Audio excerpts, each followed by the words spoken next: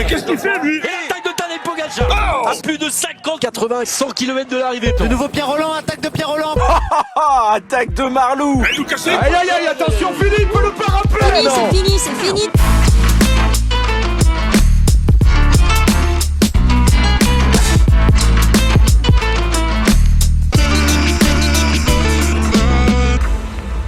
Bonjour à toutes et à tous et bienvenue pour le débrief de la 3e étape du Tour de France. Encore dans le Nord, dernière étape de ce grand départ dans le Nord arrivé à Dunkerque pour les sprinters. Ça a été chaud dans le final après une journée ennuyeuse. Mais bon, parfois, ça fait du bien de s'ennuyer et c'est pas Étienne Gourceau de Dico du Sport qui va dire le contraire. Salut Étienne. Salut Guillaume, effectivement, pour avoir écrit un papier qui est juste sorti, même avant même que tu montes le podcast, j'ai fait une ode à l'ennui dans le sens où il faut savoir s'ennuyer sur le Tour de France comme il faut pas savoir s'ennuyer dans la vie. Et donc, du coup, je suis totalement d'accord avec ce que tu viens de dire aussi. Ouais, c'était un écho à ton papier donc sur le site d'Ico du Sport, où donc c'est un peu l'ode à l'ennui et Tim Merlier au bout de l'ennui à Dunkerque, mais un final chaotique. On va parler aussi du Giro féminin. Pourquoi ? Parce qu'il y a eu les 2 premières étapes qui se sont déroulées ce dimanche et ce lundi. On en parlera en fin de podcast avec déjà un général qui a été décidé notamment par le contre-la-montre inaugural et l'arrivée au sommet à Aprica ce lundi. Tour de France, 3e étape, arrivée donc à Dunkerque, je le disais, il ne s'est pas passé grand-chose de la journée. Comme on le disait avec François Pierre hier, du plat et encore du plat, si on voulait parodier un peu Patrick Chassé. Étienne, le débrief de la journée va être très rapide.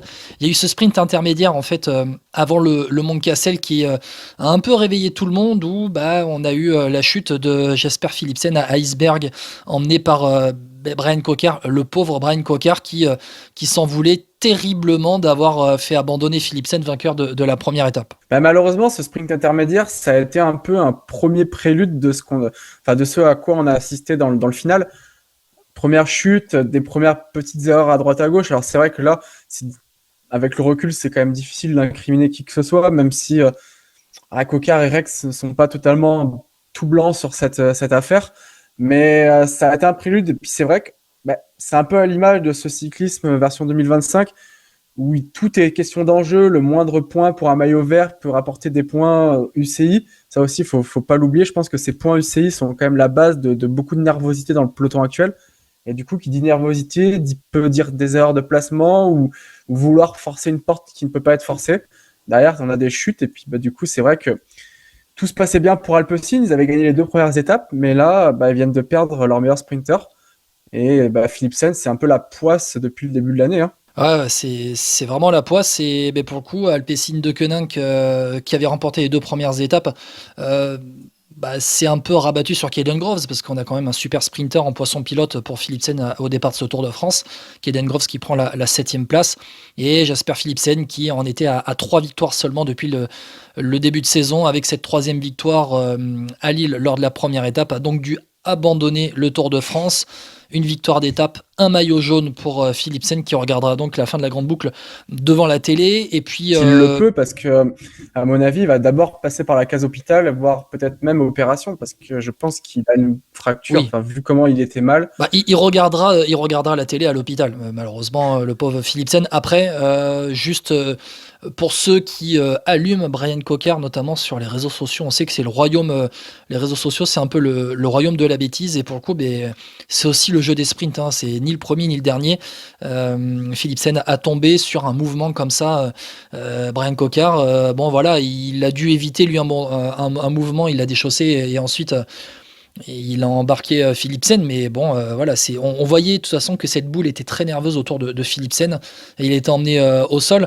Plus tard, on a eu le classement de la montagne au Mont Cassel avec Timo Lenz qui est passé en tête de ce classement de la montagne. Il a surtout ce point pris aujourd'hui a été laissé par Tadej Pogacar à Timo Lenz pour que Timo Lenz revienne à égalité avec Pogacar et passe devant Pogacar au classement de la montagne. Ça va éviter à Pogacar tous les protocoles de fin d'étape avec ce maillot à pois qu'il portait aujourd'hui. Alors, c'est vrai que beaucoup insistent sur ce protocole. Après, on n'oubliera pas que Pogacar, l'année dernière, il gagne le Tour de France.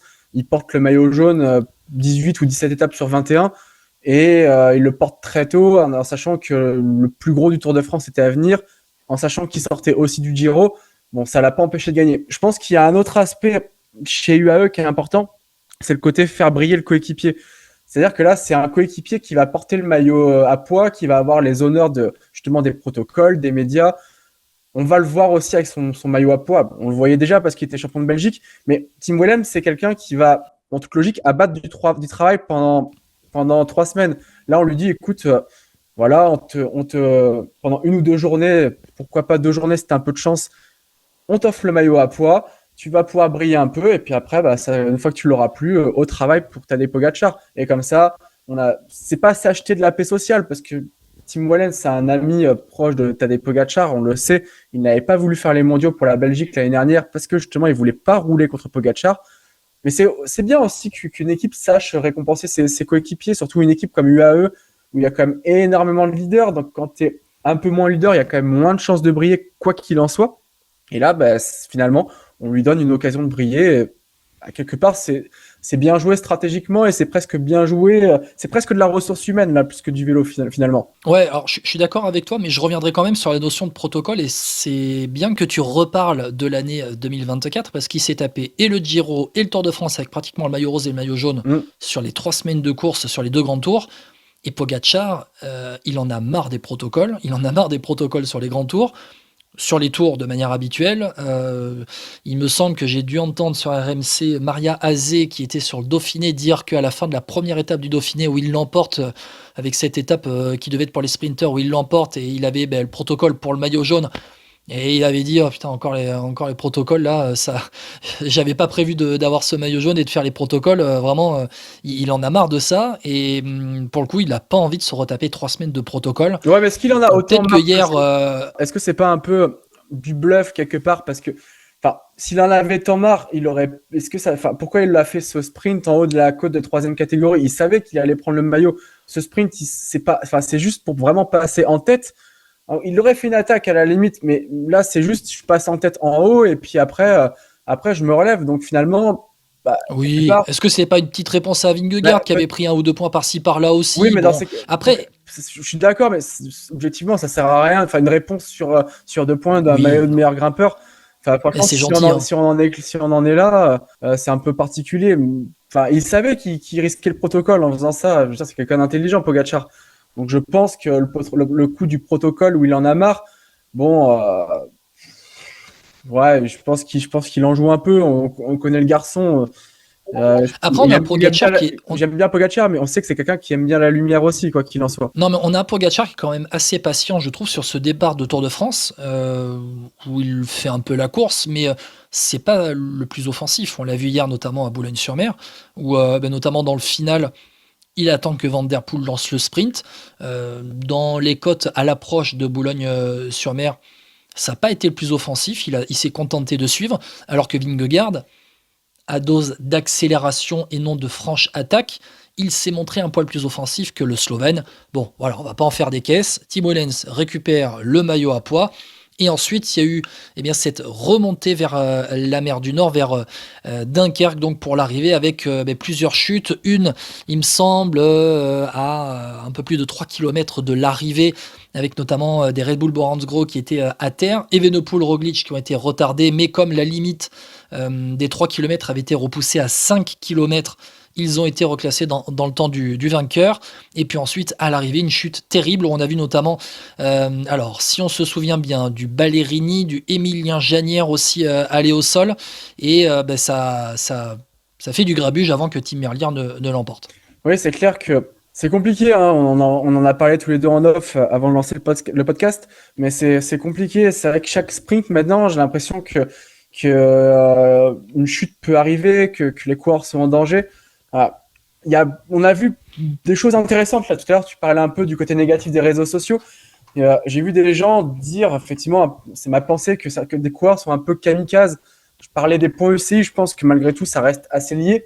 D'autres disent que c'est aussi les gains des matériels. On sait que le matos c'est beaucoup plus performant et peut-être un peu plus instable qu'avant. Donc du coup, les coureurs vont plus vite, et en plus sont pas forcément. Il y a ce risque avec un matériel plus instable. Tu as plus de chances de tomber aussi. Et du coup, je pense que c'est un tout qui fait que c'est une question de comportement, de matériel, qui fait que maintenant, On a vu avec Bruges de Panne, mais j'ai l'impression que c'est vraiment une boucle sans fin. Et c'est vrai qu'on commence à parler de sécurité. On a vu, notamment lors du Tour de Gwanski en fin de saison, il y a des braquets qui vont être limités. Mais c'est vrai que ça va devenir un enjeu parce qu'on perd Philipsen sur une grosse chute, mais c'est presque un moindre mal. Il tombe sur la tête. Jordi Meulx, s'il tombe sur la tête, un jour, il y aura peut-être un mort aussi. Et là, ça sera trop tard pour pleurer, quelque part. Et on voit heureusement que les casques, notamment, sont plus solides qu'avant. Hein. Avant, les casques, ils se brisaient en deux. Et puis surtout, le gars, il y avait un énorme trauma crânien. On va pas revenir sur le débat des commotions qu'on a eu, notamment après l'abandon de Filippo Ganna en début de tour. On en avait reparlé avec la chute d'Elisa Longo-Borghini au Tour des Flandres en début de saison. Mais bon, voilà, c'est beaucoup plus dangereux. Tu parlais des points UCI. Aujourd'hui, dans une arrivée comme celle qu'on a eue à Dunkerque, ce sont les 15 premiers de l'étape qui ont pris des points UCI. Quand on regarde les équipes qui sont à la lutte pour le maintien ou l'accession au World Tour, Warren Schkold, 4e, Uno X, 90 points. Picnic, Pavel Bittner, 5e, 70 points. Intermarché, Binyam Girmay, 6e, 55 points. Voilà, Arkea, BNB Hotel, 9e, 35 points. Tu vois, Picnic Postenel qui reprend des points avec Tobias Lund Andresen, 11e, 25 points. Et le dernier, c'est Damien Touzé avec Cofidis qui a pris 5 points. Donc, il y a une vraie bataille. Et dans la chute massive, Mike Tennyson d'Astana qui lutte pour le maintien et Brian Cocard, Cofidis, qui lutte aussi pour le maintien. Ouais. Et finalement, Astana qui ne prend aucun point parce que je regarde le classement.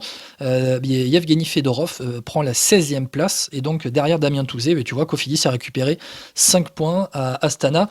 Danny Van Poppel qui avait terminé 8e a été relégué en fin de premier groupe, hein, même si tout le monde a été classé sur la ligne d'arrivée. Dans le même temps sur la ligne d'arrivée, Danny Van Poppel relégué à la 36e position et donc Damien Touzé récupère la 15e place et donc 5 points ici pour Cofidis avec le reclassement de Danny Van Poppel.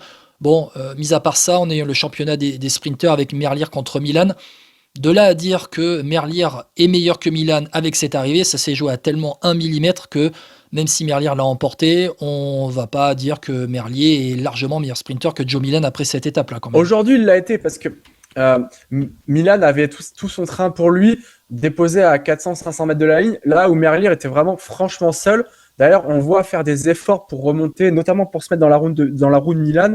Et quand il déclenche, il était quand même plus fort, même si ça a été chaud. Hein. Mais avec les efforts... Plus fort ou plus complet ? Plus fort, je pense. Plus fort. Est-ce que, alors, plus fort ou plus complet dans le sens où Milan a besoin de son train, Merlier peut se débrouiller tout seul ? Ouais, mais c'est souvent qu'on a vu Merlier quand même bien accompagné. Et là, franchement, il a vraiment fait un semi-exploit parce qu'il fait vraiment des efforts pour se replacer, ne serait-ce que dans la roue de Milan, il dépense déjà des cartouches, et pourtant derrière, quand il déclenche, Milan a beau être dans la roue, c'est dur, ça a été dur pour le sprinter italien, le jeune sprinter italien, qui découvre le Tour. Attention, je pense qu'il y a une pression particulière, on n'est pas sur Tirreno, on est encore moins sur le Giro ou la Vuelta. On sait que le Tour, c'est x10 en termes de pression, d'exposition, de tension. Et donc la victoire de Tim Merlier. Alors Merlier, je vais rééquilibrer, j'ai dit Merlier depuis le début de ce podcast. Tim Merlier, le Belge, donc sa 11e victoire de la saison, devant Jonathan Milan, devant Phil Bauhaus, 3e, le Bahrain Victorious. Si tu as l'occasion d'avoir Nico Matan dans un jour futur, sachant que tu l'as eu dans un podcast passé, tu pourras lui demander. Oui, exactement. Nico Matan qu'on avait eu avant le Tour des Flandres, très sympathique, Nico Matan. Phil Bauhaus, 3e, l'Allemand toujours aussi régulier, il ne fait pas partie des extraterrestres du sprint, mais depuis le début de sa carrière, c'est un sprinter très costaud, l'Allemand qui accroche donc la 3e place. Je rappelle le top 10 avec Søren Warrenskjold, Pavel Bittner, 5e, Binyam Girmay, 6e dans le chaos, 7e Caden Groves, qui a donc pris le lead pour le sprint à Alpecin de Koninck avec l'abandon et la chute au sprint intermédiaire de Jasper Philipsen. Pascal Ackermann, 8e, l'Israël, 9e Amaury Capiot et donc 10e Alberto Dainese, le Tudor, avec le déclassement de Danny Van Poppel à la 36e position. Van Poppel qui avait terminé 8e. Les Français, Bastien Tronchon, 12e, Damien Touzé, 15e, Anthony Turgis, 17e, Clément Russo, Cyril Barth et les groupes AMFDJ, 20 et 21e Venturini, 26e. Voilà, on en a parlé un petit peu du classement de la journée. Le sprint, Étienne, est-ce que tu as quelque chose d'autre à rajouter ? Non, je pense qu'on a fait le tour. On a évoqué le côté chute, le fait que Merlier a été impressionnant. Non, je pense qu'on a vraiment fait le tour de la question. Avec au classement général, pas de changement dans les 6 premiers, avec Van Der Poel toujours maillot jaune, 4 secondes devant Pogacar, 6 secondes devant Vingegaard, 10 secondes devant Vauquelin, 4e, Jorgensen, 5e, Henrik Mas, 6e. 7e place, c'est maintenant Joe Blackmore, donc 7e de ce classement général, avec l'abandon de Jasper Philipsen. 7e Joe Blackmore, 8e Tobias Haaland Johannessen, à 41 secondes, un Blackmore Johannessen ainsi que Ben O'Connor 9e. Emmanuel Bourman pour Cofidis, qui est donc 10e du classement général. Classement du maillot vert qui a changé, c'est donc Jonathan Milan, maillot vert, lui qui a disputé aussi les sprints intermédiaires depuis le départ du Tour de France, contrairement à Tim Merlier. Milan 81 points, devant Biniam Girmay 2e 77 points, Tim Merlier 3e 63 points, Van Der Poel 4 avec 50 points, Turgis 5e avec 49 points. Je regarde Tadej Pogacar toujours 8e 30 points, 51 points de retard sur Joe Milan. Je le regarde toujours, Tadej Pogacar encore plus après l'abandon de Jasper Philipsen. Étienne, on va regarder Tadej Pogacar qui est capable de faire le grand chelem. Oui, c'est une hypothèse que j'ai soulevée dans un article justement en présentation de Tour de France. On sait que le seul à avoir fait ça, c'est Eddy Merckx sur le Tour 69. Il n'y avait pas de maillot blanc à l'époque, mais s'il y en avait eu un, il l'aurait aussi gagné. C'était pour dire à quel point il était monstrueux. Mais oui, c'est clair que Pogacar, on sait que il ne dira pas, mais au fond de lui, il essaye d'avoir les records. On a aussi pensé aux 8 étapes qui sont un record sur un Tour de France. Bon, il a grillé une cartouche hier, mais il en a encore d'autres pour au moins monter jusqu'à 8, pourquoi pas plus.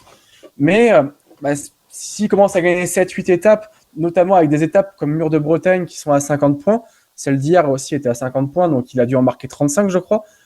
Forcément, s'il commence à gagner beaucoup d'étapes, même celle à 20 points, je te laisse faire le calcul, Guillaume, mais il peut très bien basculer à la fin des 8 premiers jours avec 150, 180 points.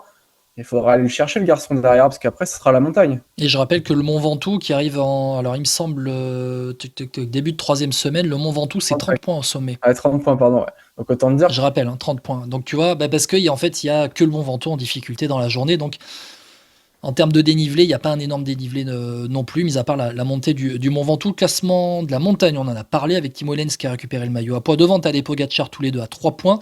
Ben Thomas et Vingegaard avec 2 points. Vauquelin et Leknesund avec 1 point. Le classement des jeunes, avec, dans le classement des jeunes, je regarde... Pas de changement chez les deux premiers. Kevin Vauquelin, maillot blanc, 31 secondes devant Joe Blackmore, l'Israël Première Tech. Du changement derrière dans ceux qui sont à 39 secondes avec l'addition des places. Il y a eu des retardés dans le final, notamment Evenepoel et Lipovitz, donc, qui perd une place au classement du maillot blanc. Ils sont à 39 secondes. Oscar Hanley 3e, Gianno Bergmos 4, Skelmose 5, Evenepoel 6, Lipovitz 7. Et au classement par équipe, toujours Groupama FDJ, 31 secondes devant Visma Leasebach et Alpecin de Koninck à 2 minutes. Voilà, on a parlé des classements du jour. Demain, l'étape... Oui. Vauquelin, maillot blanc, ça doit faire une éternité qu'un Français n'a pas porté le maillot blanc sur le Tour de France. Est-ce qu'il faudrait pas remonter la Tour en 2018 par hasard? J'allais dire, dans les Pinot Bardet et la Tour, exactement, 2018, ça doit être à peu près cette période-là, je vois pas d'autres Français avant. Dernier Français à l'avoir ramené à Paris d'ailleurs, mais oui. Je pense que depuis, sauf erreur, je crois pas qu'un Français ait porté le maillot blanc. À voir comment ça se passe pour Evenepoel et Lipovitz dans la suite du Tour de France. Evenepoel, c'est un moment, il y a deux fils qui se débranchent dans sa tête et qu'il en a marre de jouer le général et d'être placé et de tomber. Peut-être qu'il va se contenter des étapes comme le Tour d'Espagne 2023 où il avait été lâché dans l'étape du Tourmalet et ensuite il avait gagné des victoires, 2 ou 3 victoires d'étape. Donc à voir comment ça va se passer. Demain, donc mardi, l'étape qui arrive à Rouen avec un final. Attention. Je vais pas dire compliqué, mais en tout cas, ça va être assez vallonné, un peu comme l'arrivée à Boulogne-sur-Mer, mais ça n'arrive pas forcément au sommet, entre guillemets, comme on l'a eu à Boulogne. C'est vrai que ça aurait pu être une étape pour Philipsen, pour le coup, qui est capable de passer les bosses et qui est véloce au sprint. Ça va être intéressant de voir un Jonathan Milan qui avait montré des choses intéressantes sur Tirreno dans les bosses, mais qui, depuis, il faut admettre qu'au Dauphiné, à chaque fois que ça montait, il a quand même été en grande difficulté. Donc si c'est un Milan comme au Dauphiné, il ne faudra pas compter sur lui. Est-ce que les favoris vont s'attaquer comme ça a été le cas hier? Vu que c'est pas une arrivée au sommet, c'est un peu ambigu parce que finalement, Boulogne hier, le dernier kilomètre, il a un peu cadenassé l'étape. Là, des coureurs comme Vauquelin ou pourquoi pas Vingegaard, ils peuvent attaquer dans la dernière difficulté et espérer, pourquoi pas, que ça se marque derrière pour finir en solitaire. Ou en solitaire, ou on va dire un groupe de 3 ou 4. Il n'y aura pas cette arrivée au sommet pour bloquer comme il y a eu à Boulogne-sur-Mer. Ça peut être très intéressant. Et je pense qu'il peut vraiment tout se passer demain. Et c'est bien malin celui qui saura dessiner le scénario à l'avance, parce que je pense que ça va être vraiment très intéressant. Tout peut se passer, on va dire. Ouais. Alors, sincèrement, je vois pas comment un sprinter peut l'emporter demain, d'autant plus avec l'abandon de Jasper Non, Philipsen. mais un Girmay, il peut. Hein. Oui, alors, mais oui et non, parce qu'il va quand même falloir passer certaines bosses où je regarde, il y a 174 km au total. Il y a une cote, je compte en même temps dans ma tête, on va être à 28 km de l'arrivée. La cote de Belbeuf, le sommet, 3e catégorie, 1 km 3 à 9% de moyenne. On monte cette côte, on a un petit plateau, on redescend à 20 km de l'arrivée. Le sommet de la côte de Bon Secours, la Stèle Robic, 900 mètres à 7% de moyenne. On monte, on redescend. Et là, on va avoir la côte de la Grand-Mare, dont le sommet est à 12 km de l'arrivée, 1 km 8 à 5, 4,5, plutôt 4,8% de moyenne. On redescend, et là, à 5 km de l'arrivée, la rampe Saint-Hilaire, 800 mètres à 9% de moyenne, avec de gros pourcentages, et notamment les 400 derniers mètres, où on va avoir du gros pourcentage à plus de 10%, 10,5 et même 13% sur les 200 derniers mètres. Donc attention, 5 km de l'arrivée, le sommet, et ensuite la redescente vers Rouen, avec un final en faux plat montant. C'est du cousu humain, peut-être plus pour Van Der Poel quand même, parce que là, on a vu Van Der Poel très fort vers Boulogne-sur-Mer, ça peut être la même sauce. Après, peut-être qu'un Kevin Vauquelin va tenter, ensuite avec ce final en descente et la remontée, on va voir peut-être les mêmes à l'avant qu'on a vu vers Boulogne-sur-Mer. Étienne, un pronostic ? Vu la confiance qu'il a accumulée hier, je pense que Van Der Poel reste le favori. Si je devais mettre un Dark Horse, ça pourrait être pourquoi pas Anthony Turgis, qui peut justement bénéficier de cette arrivée plat s'il survit au boss auparavant. C'est quand même quelqu'un qui a une bonne pointe de vitesse aussi.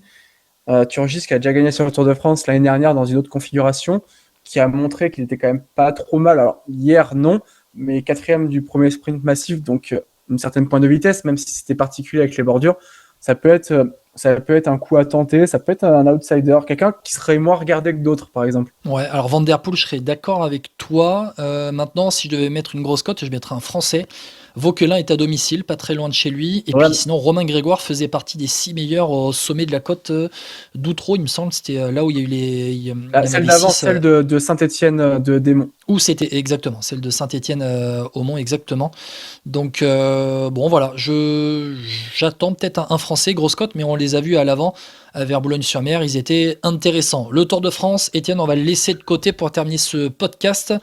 Donc débrief du Tour mais aussi du Giro, puisque le Giro féminin s'était lancé ce dimanche. On a vu déjà un général dessiné, la première étape qui est arrivée à Bergame, c'était un contre-la-montre dans Bergame, et la deuxième étape arrivée à Aprica aujourd'hui, ce lundi, avec une Française, Delixine Miermont de la Ceratizit, l'ancienne équipe de Cédrine Kerbaol, qui a été battue au sprint en haut d'Aprica par Anna Henderson, qui récupère le maillot rose, le groupe maillot rose derrière, réglé pour la 3e place par Soraya Paladine, avec les principales favoris, excepté, on regarde, Evita Music, qui a terminé dans le 2e groupe à 2 minutes 0,8, ainsi que Lotte Kopecky et Marianne Vos, qui était même un poil derrière à 2,12 sur la ligne d'arrivée. On a vu déjà le général dessiné. Je donne très rapidement, Étienne, le classement en gros du contre-la-montre inaugural, avec Marlène Reusser, qui est la femme en forme de ce milieu de saison. Marlène Reusser qui a gagné le contre-la-montre, un contre-la-montre tout plat de 14 km dans Bergame, avec 12 secondes d'avance, 13 même sur Lotte Kopecky, 17 secondes sur Elisa Longo-Borghini, 20 secondes sur Anna van der Breggen. Top 5 complété par la Visma Leasebike Lieke Neuyen, 24 secondes, première française, Juliette Labousse, qui a terminé 16e à 52 secondes. Ouais, petite contre-performance d'ailleurs de Juliette Labousse, qu'on pouvait attendre un peu mieux dans cet exercice. On sait que par exemple à Burgos, elle avait fini sur 8 km, elle avait fini 2e de l'étape, et toute proche de Marianne Rosser. Je crois qu'elle avait dû concéder 3 ou 4 secondes. Enfin, ça s'était joué vraiment dans un mouchoir de poche. Là, 50 secondes, c'est quand même, c'est beaucoup, hein, mine de rien. Pour ceux qui suivent le cyclisme féminin, je sais qu'ils sont nombreux à nous écouter dans le podcast, mais on sait que Marianne Rosser, elle est en grande forme depuis la Vuelta incluse. C'est souvent elle la meilleure en montagne avec Demi Vollering. Et là, partir avec 50 secondes de retard, ça va être bon. Est-ce que Juliette Labousse joue la victoire finale? Je l'ai eu en interview avant le Giro. Elle me disait que c'était avant tout le podium, mais pourquoi sans s'interdire de viser le plus haut possible. Mais là, même pour le podium, on se retrouve derrière. Mine de rien, c'est 35 secondes derrière Longo Borghini. Elle est derrière, enfin, elle est au niveau d'Urska Zigart, qui est quand même pas la meilleure rouleuse du monde. Il y a du monde devant elle et ça va l'obliger à passer à l'offensive. Aujourd'hui, c'est une diesel, Juliette Labousse, mais on l'a vu quand même relativement en difficulté au pied d'Aprica avant de revenir. Elle n'était pas, quand ça embraye, quand la AG Insurance embraye, elle n'est pas dans les roues. Alors elle revient après, mais pour une autre alerte. Donc à surveiller. Mais demain, c'est une étape un peu bizarre avec le Passo di Tonale en tout début d'étape avant une fin plate.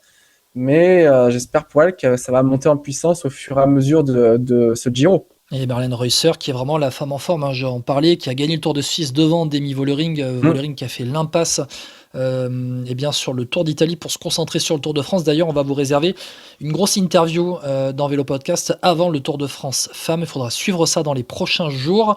Marlène Reusser qui termine donc 5e de l'étape aujourd'hui, qui donc abandonne ce maillot rose. 5e juste devant Elisa Longo Borghini, qui a pu compter sur un énorme travail de Silvia Persico dans la montée vers Aprica. Guillaume, je ne sais pas si tu as regardé l'étape, mais Reusser a quand même tenté sa chance à un moment dans l'étape, c'était à 10 km du but. Et quand est-ce que c'est une réelle grosse attaque ou plus une accélération pour voir où en étaient les autres derrière? C'est une accélération pour voir où en étaient les autres, mais il faut admettre qu'à ce moment-là, les autres, elles étaient toutes en file indienne et que Longo Borghini a été un peu surprise et qu'elle a dû faire un premier effort pour boucher le trou.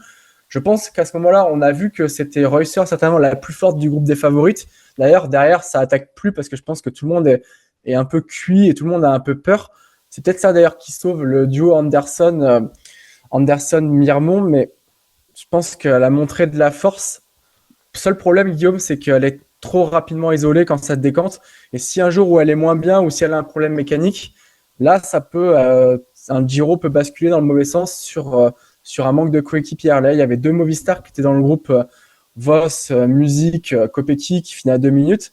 Mais dès que ça se décante, elle se retrouve isolée alors que derrière, il y a encore 20-25 coureuses avec elle. Il y avait 2 Lidl Trek. Ouais, normalement, elle devrait quand même compter sur une Liane Lippert qui est pas réellement au niveau, hein, l'allemande, 35e du général à 3,19 déjà. C'est une surprise. Bon, ouais, exactement, mais Liane Lippert, elle est pas réellement au niveau, hein, cette année. Franchement, elle a une année compliquée. Je pense que celle normalement qui est censée accompagner le plus loin possible Marlène Reusser. En tout cas, pour l'instant, Marlène Reusser, elle n'a pas eu besoin de grand monde. Elle est 2e du général derrière Anna Henderson qui rentre maintenant dans la catégorie des méchantes, des filles qu'on n'aime pas trop parce qu'elle a joué avec Delphine Mirmont dans le dernier kilomètre.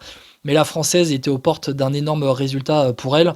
2e place sur cette étape du Giro. Je dis ça avec un sourire, ne vous énervez pas si vous écoutez le podcast. Mais Anne Henderson a très bien joué la Britannique. Le coup dans le final. Et donc, maillot rose pour la Lidl Trek. 15 secondes devant Reusser. 31 secondes devant Elisa Longo Borghini. 35 devant Van der Breggen. 56 secondes derrière, on a Trinka Colonel. 5e, Sherin Van Onrooy.